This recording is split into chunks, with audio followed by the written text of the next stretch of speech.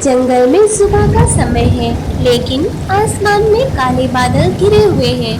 तेज हवा चल रही है और बूंदाबांदी शुरू हो चुकी थी। मीठी चिड़िया अपने घोंसले में अपनी बेटी गुड़िया के साथ बैठी हुई थी। माँ, घोंसले की छत से पानी टपक रहा है।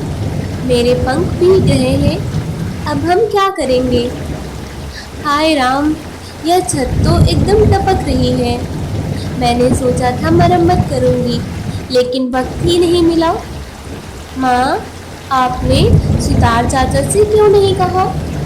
कहा था बेटा, लेकिन मैं उनके पास जब गई तो वो खर्राटे मार रहे थे। फिर मीठी चिड़िया सुतार चाचा के पेड़ पर जा पहुंची। वो आराम से झपकी ले रहे थे। अरे चाचा, उठिए, बारिश का मौसम आने वाला है। मेरे घर की छत खराब हो गई है, मदद कर दीजिए। अरे, इतनी सुबह सुबह आ गई और बारिश की बात कर रही हो? अरे नहीं, मेरे पास वक्त नहीं है। कबूतर भी 15 दिनों से बोल रहा है, लेकिन मेरे पास समय नहीं है। जाने दो मुझे। अरे मान जाइए, बस थोड़ी सी ही तो मरम्मत करनी है, जल्दी निपट जाएगा। फिर मीठी कालू कौवे के पास जाती है। कालू कौवा बाहर बैठा था और गोरी भी घर से बाहर निकलती है। कालू भैया, मुझे आपकी मदद चाहिए। क्या हुआ मीठी, सब ठीक है ना? मेरे घोंसले की छत टपक रही है, बारिश आने वाली है, मदद कर दीजिए ना। तुम्हें क्या लगता है, यह कालू कोई मिस्त्री है? इसका खुद का घोंसला तो टूटा हुआ है, ये दूसरों की मदद क्या करेगा? अरे नहीं भाभी, मैं तो बस मदद मांगने आई थी। माफ़ करना, मैं इस वक्त कुछ नहीं कर पाऊंगा। ठीक है कालू भैया, मैं चलती हूँ। फिर मीठी अपनी बेटी को लेकर बारिश में भीगते हुए लीला चाची के पेड़ की ओर जाती है। वहाँ लीलक और बिल्लू चिंतित खड़े थे। अरे चाची, आप दोनों बाहर क्यों खड़े हो? अरे मीठी, तेज हवा में हमारे घर की छत टूट गई है, अब हम कहाँ जाएंगे? अरे मैं जानता हूँ, एक जगह है, वो जंगल और गांव के बीच में है। वो बहुत सुरक्षित जगह है, चलो हम वहाँ चलते हैं। रानू चिड़िया का बेटा चिंटू एक तेज तूफान में लापता हो जाता है। वो अपने बेटे को खूब ढूंढती है, मगर उसका बेटा कहीं नहीं मिलता। चिड़िया बहन, आप चिंटू को ढूंढना बंद करो, अब वो नहीं मिलेगा। हाँ चिड़िया, उस तूफान में जितने भी पक्षी गायब हुए हैं, वो आज तक नहीं मिले। रानू बहन, आपकी छोटी छोटी 2 बेटियां भी हैं, उनका भी ख्याल करो, ऐसे वक्त ना गुजारो। अच्छा होगा आप अपनी बेटियों के लिए दाना पानी कमाओ। कबूतर भैया, मिट्टू तोते, आप दोनों ठीक कहते हो, अब चिंटू कभी नहीं मिलेगा, ना जाने किस दुनिया में होगा। अब मैं पूरा वक्त अपनी बेटियों का ही ख्याल रखूंगी।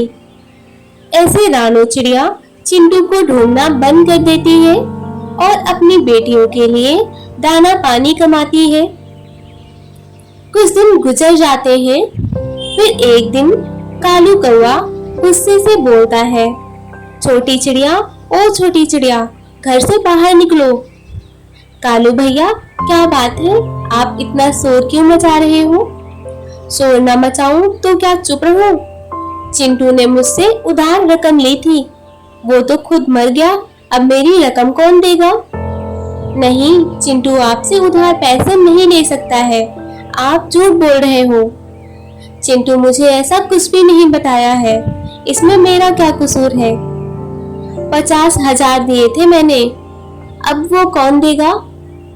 कालू भैया, इतनी बड़ी रकम मैं नहीं मानती। अगर चिंटू ने पैसे लिए होते तो वो मुझे जरूर बताता, आप झूठ बोल रहे हो। रानू चिड़िया की यह बात सुनकर कालू कौवा जोर जोर से चिल्लाने लग जाता है।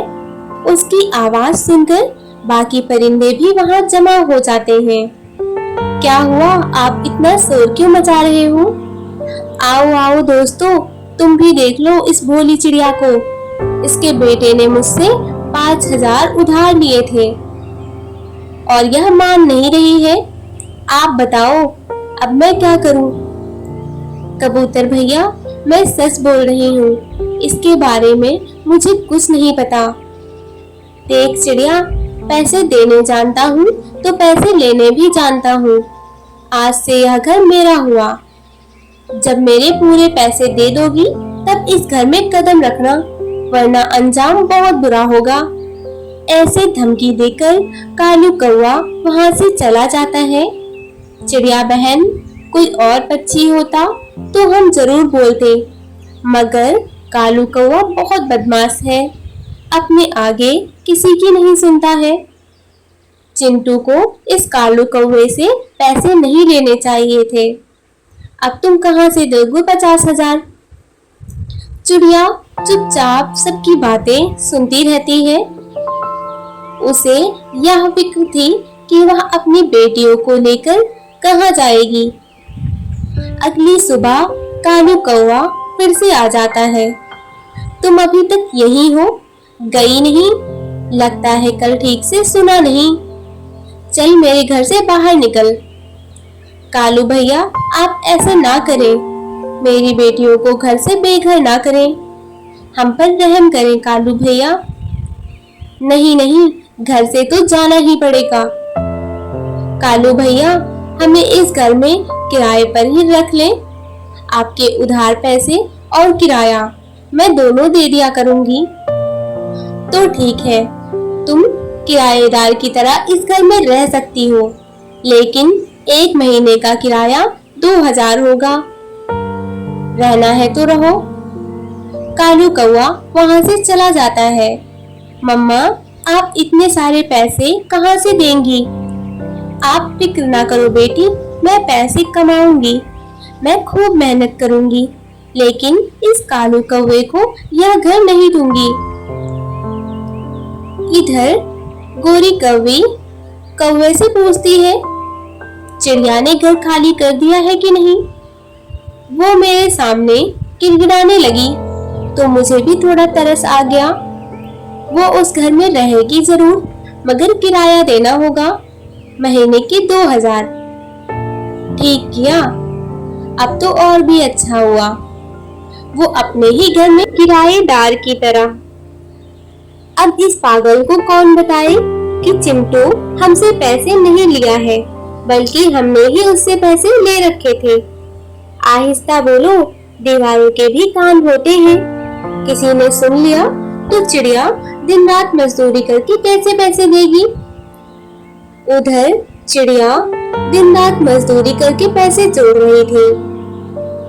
धीरे धीरे 1 महीना पूरा हो जाता है। यह लो कालू भैया, पूरे 2,000, और बाकी उधार मैं बाद में दूंगी। ध्यान रखना अगले महीने का। ऐसा बोलकर कालू कौवा चिड़िया से पैसे लेकर चला जाता है और अपनी बीवी को दे देता है। कालू जी, ऐसे तो चिड़िया कुछ महीने में ही हमारे पैसे लौटा देगी और फिर अपना घर भी ले लेगी। अब क्या करें? करना क्या है, किराया बढ़ा दो। अगर चिड़िया घर से निकल गई तो? नहीं, बारिशों में कौन भला घर छोड़कर जाएगा, और चिड़िया जाएगी भी तो कहाँ? ठीक है, मैं अभी जाकर किराया बढ़ा कर आता हूँ। कौवा चिड़िया के घर जाता है। क्या बात है कालू भैया, मैंने तो किराया भी दे दिया। चिड़िया, अब किराया बढ़ गया है, पूरे 10,000 देने होंगे। 10,000? ये तो बहुत ज्यादा है। ज्यादा है तो निकल जाओ मेरे घर से। किराया तो देना ही पड़ेगा, तुम्हारे जैसे बहुत किराएदार हैं। कालू भैया, इन बारिशों में मैं बच्चों को लेकर कहाँ जाऊंगी?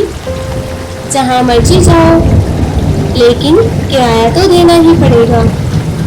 बस बहुत हो गया मम्मा, अब इस घर में हम 1 मिनट भी नहीं रुकेंगे। मैं आपकी बेइज्जती नहीं बर्दाश्त कर सकती। जुबान तो देखो अपनी बेटी की कितनी चलती है। अभी निकलो मेरे घर से। यह कहकर कालू कौवा चिड़िया और उसकी बेटियों को घर से निकाल देता है। देख लिया ना कालू से उल्टा बोलने का नतीजा। अब हम कहाँ जाएंगे इस बारिशों में? हमारा तो कोई ठिकाना भी नहीं है। मम्मा, अब परेशान ना हो, हम कोई ना कोई उपाय जरूर निकाल लेंगे। फिर उसकी बेटी बोलती है, मम्मा, हम पत्तों से घर बनाएंगे। फिर वो सब मिलकर पत्तों से घर बनाते हैं। यह तो बहुत अच्छा है, हम यहाँ रह सकते हैं। फिर रानू चिड़िया उस घर में रहना शुरू कर देती है। ऐसे ही वक्त गुजर जाता है और तेज तूफान में एक दिन कालू कौआ पत्थर से टकराकर मर जाता है। उसका घर भी टूट जाता है और गोरी कौवी का एक पंख भी टूट जाता है। वह कमजोर और लाचार हो जाती है। 2 दिन भूखे गुजारने के बाद कौवी धीरे धीरे चलती हुई दाना पानी की तलाश में निकलती है। उसे पत्तों से बना एक घर नजर आता है। वो दरवाजे पर दस्तक देती है। रानू चिड़िया घर से बाहर आती है।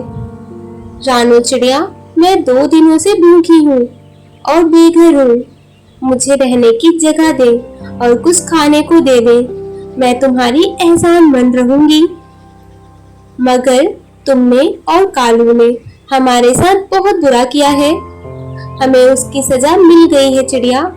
कालू जी भी तेज तूफान में मर गए हैं और मेरा पंख भी टूट गया है।